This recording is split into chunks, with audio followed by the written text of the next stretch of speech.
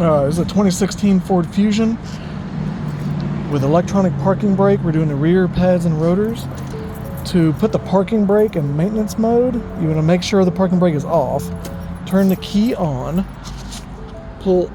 Push the release, push the gas pedal, push down on the parking brake button, turn the key off, turn it back on, and you will hear the parking brake motors retracting. Once you hear them stop, keep holding everything. Once you hear them stop, you can turn the key back off. Now you're in maintenance mode for the rear brake pads. Okay, now you've got the vehicle in parking mode or maintenance mode. Get the wheel off. The lug nuts on these Fusions are typically 19s. Unless the chrome cap's missing, then you can slip an 18 on it. Got the wheel off. You can see all the metal, the rust from this one grinding. That rotor's grinding pretty good in there. That's why the rotor's thinner than it should be. You can see all the metal shavings. So get the car jacked up. Where's my, there we are. Get it jacked up right there. Get the wheel popped off. Next thing you're gonna do is you're gonna get a screwdriver and pop this, a little pry bar. Pop this little spring off. There's supposed to be little plastic caps in here. You're gonna pop those out, and then there's an Allen socket you'll use to get those pins out. It's this pin right here, and those are going to be lubricated. You want to clean those and lubricate them when you put them back in. Let me get to that step, and then I'll figure out what size socket that is. I forget right offhand. Before I do that, I'm going to clean this up a little bit with some brake cleaner, just to get some of these metal shavings and stuff out of here so it's not flying in my face. And here we are. The Allen for that is a 7mm. Use an Allen socket like that.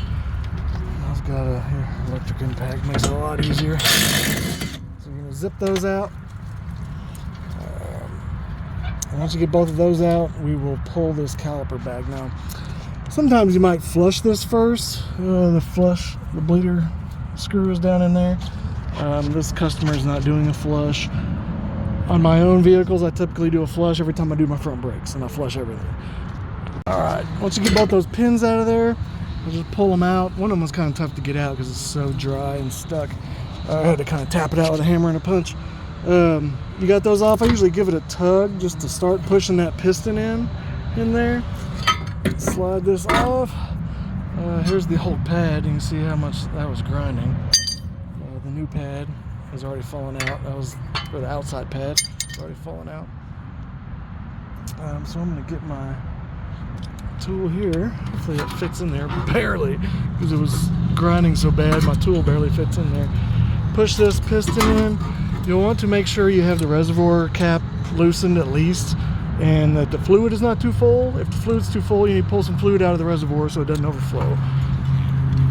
Push that piston in. You can use one of these. You can use a C-clamp, although don't recommend a C-clamp on the ones that have the electronic parking brake, because that's plastic. You don't want to be clamping down on that. So you really want either one of these types of piston tools or one of these that you can put in there, although this caliper is so small that wouldn't have fit. So alright, so we got that piston pushed in. Next thing we'll work on is I'm going to wipe some of this stuff down before I put it all back together. But now I need to get those two bolts out, here and here, which I believe are 15s on this one.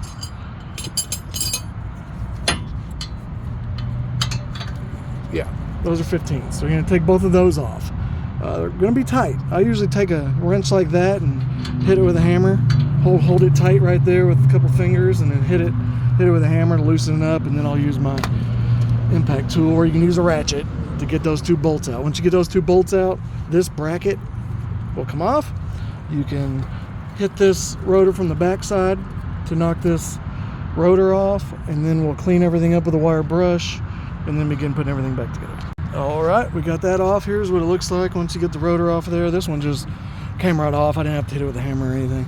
So this bracket, you're going to want to get a wire brush and clean in here real good. In here, some people, and you'll see it everywhere, recommend putting grease in there when you put the brake pads on. I don't. I clean that up really good with a wire brush, yeah, grease looks good at first, but that grease attracts dirt and grit, and before you know it, it's worse than it would have been if you left it just bare or dirty even. So I clean them up real good, and I do not put grease there. And I've done nothing but brakes for a very long time, and I've never had one that makes noise or anything like that for not doing grease there. The only place I really put grease anymore these days is on these slide pins. I'll clean these up and grease those so they move good. Or if I'm using a brake pad with a solid metal shim on the back, I'll put a little bit of grease on the back. But I use good pads that have a soft backing shim on them, so I don't put grease on that either. Everyone may be a little different, but that's the way I do it, and I do not have issues. I have almost 0 warranty calls due to any of that. So I'm going to get this stuff cleaned up with a wire brush, and then I'll get right back to you. All right, from there, you're just going to get everything cleaned up, like I said.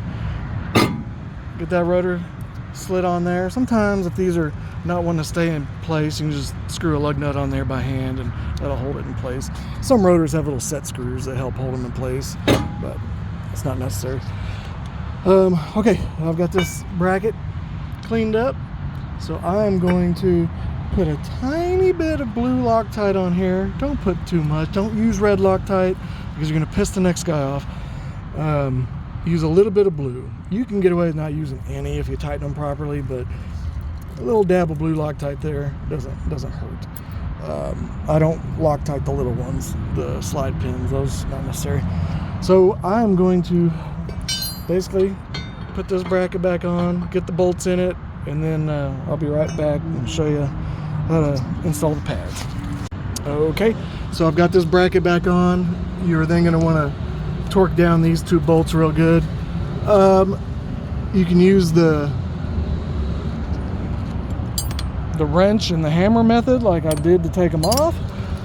Give them a 2 or 3 good whacks, or torque them with a torque wrench. Kind of tight confines to get a torque wrench in here sometimes. I do not know the torque settings on those. You'd have to look them up. Probably ballpark 100 and right around 100 foot-pounds, maybe 80.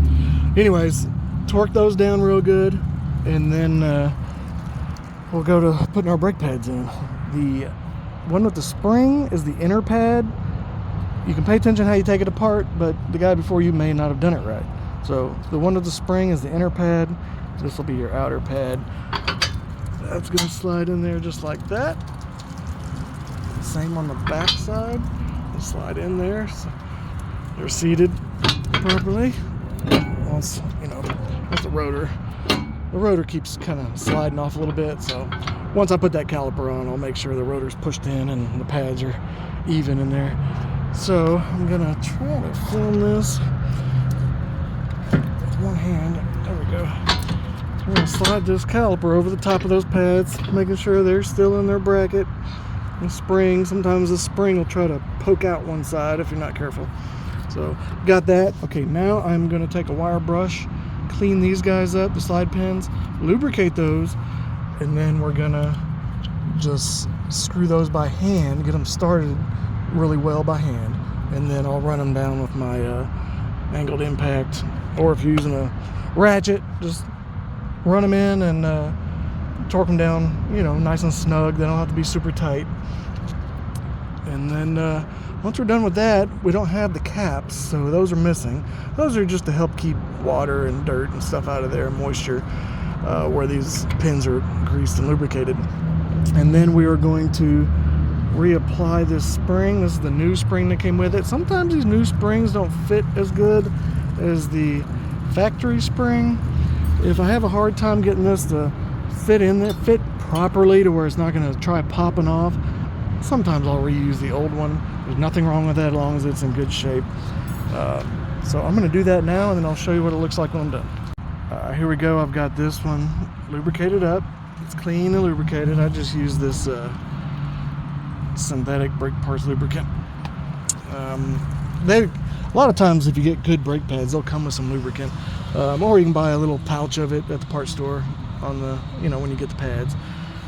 So now I'm going to slide this pin in and tighten it up by hand, and then run it down with my impact.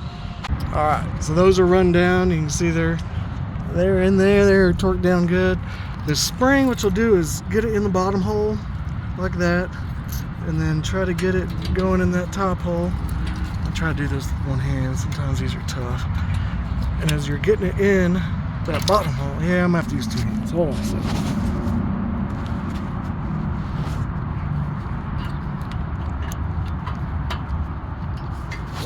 There we go. I don't know if you could see that while I was filming. I had my phone kind of on my leg. Anyways, make sure they are pushed in good, and make sure this area doesn't look like it's already about to pop off here. If it is, you may need to use the old spring. Some of them are bent in a weird way to where they'll already be hanging off really far, and you run the risk of them popping off. So if it's bad like that, I just reuse the old spring. But put that back in there. Slide those to the other side. So bolts are tight. The bracket bolts are tight. The spring is on. Always give the rotor a little spin. Make sure nothing's rubbing. Sometimes this dust shield back here will rub. I'll bend that back a little bit. So everything's good on that one. And then we'll go to the other side and it'll be exactly the same. And then when we're completely done, you will go inside, pump the brakes, make sure everything feels good, and then you will take the electronic parking brake out of maintenance mode. You will do just like I did to put it in maintenance mode, only pull the switch in the opposite direction with the gas pedal. So you will, in this particular car, turn the key on, push the gas pedal down, pull up on the switch, hold that the way you've got it. With the other hand, turn the key off, wait a second, turn the key back on, and you will hear the motors running back out again and applying the parking brake. Once it stops, turn the key off, turn the key back on, and then you can apply the parking brake and release it, and test it. And that's it. You're done. And make sure the brake pedal's pumped, like I said, and then go test drive it. Make sure there's no noise and everything's running good. And that is it on a 2016 Ford Fusion. All right, one last thing. So I came to the other side, and like I said over there, don't always look at how the other guy did it, because look here.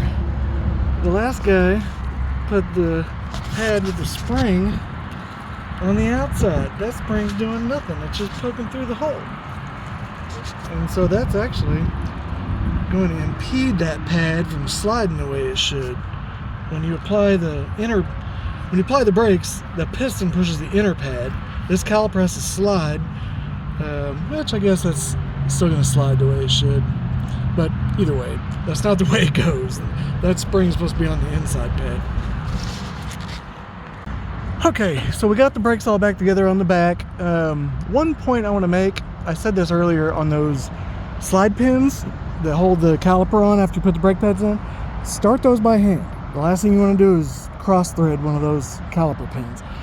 That being said, so when you're totally done, make sure this cap is still loose, the reservoir cap, or off. Just clean the reservoir with some brake cleaner before you take the cap off so you don't get any dirt falling in there. Pump the brake pedal. I had to pull some fluid out of this one because it was too full as I was doing the rear brakes. When you're completely done, while the cap's still loose or off, pump the brake pedal. You don't want to do it with the cap tight because you're going to create a slight vacuum in there. So yeah, it'll go away, but just save yourself some trouble. Have the cap loose, pump the brakes. Once they're pumped properly, then you can come up here and check your fluid and make sure it's where it's supposed to be. Tighten that cap. Then we're going to come inside. We'll do that procedure to get the brakes out of maintenance mode. Alright, so I've already pumped the brake pedal, I've already checked my fluid. Now I'm going to, where'd my key go? I'm going to, once again, turn the key on. This time I'm going to put my foot on the gas pedal all the way to the floor, pull this switch up. I'm going to do it with one hand here so I can use the other hand to do the key. Turn the key off. 1, 2, turn it back on. Now you can't hear, but I can hear those motors running back out back there. Okay, once they run out, then we will turn the key back off. Let go of the gas pedal and the parking brake button, and your brakes should be good. Now you can turn the key back on and just test the parking brake a couple times, make sure it's good. And that's it.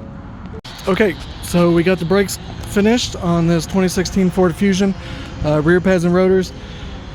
We where I left off, we were getting the parking brake back out of maintenance mode. If for some reason it doesn't want to come out of maintenance mode, just try it again. Turn the key off, turn it back on, hold the gas pedal, lift the button, turn the key off while you're holding everything, turn the key back on, and just try it again. And then when you're done, test the parking brake several times. Make sure it's good. Then we went and test drove the vehicle. You want to break these, the brakes in a little bit. I'll get up to about 40 miles an hour, do a nice firm stop, almost stop, come down about 5-10 mile an hour. Get back up to 40 or 40, between 40 and 45, do another good firm stop, and then I'll do a couple more stops, complete stops from like 35 miles an hour, 35 miles an hour, and then drive a little bit, let them cool off, and then come back, park it, and they should be good. So that's it on this car. If you liked what you got, quick simple video on how to service your brakes. I'll be doing these on lots of other vehicles. I do 3-4 brake jobs a day, so I'll have more to come. Like and subscribe if you're not already a subscriber. I used to have a bunch of motorcycle and racing videos, not doing so much of the racing anymore, but I thought, hey, I could start filming these brake jobs while I'm doing them and help some people out. So until next time.